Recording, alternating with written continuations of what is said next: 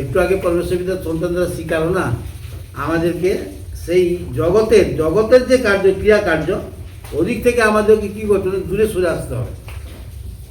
কিন্তু আমরা পারিনি। পরমেশ্বর পিতা সপ্তাহের সারা সপ্তাহ কাজ করতে বলছে, একদিন বিশ্রামবার দিয়েছেন।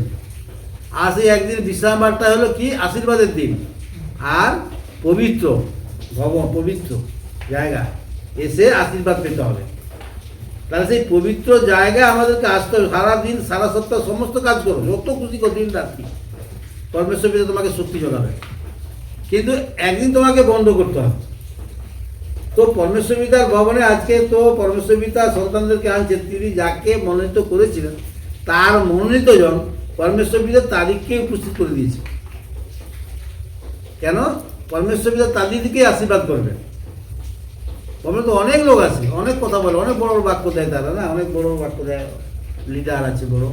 কিন্তু আজকে যে বিশ্রামবার, আজকে যে পবিত্র দিন, পবিত্র স্থান, বিশ্রামের দিন মানে আশীর্বাদের দিন, সেটা এমনিতে তারা আসেনি।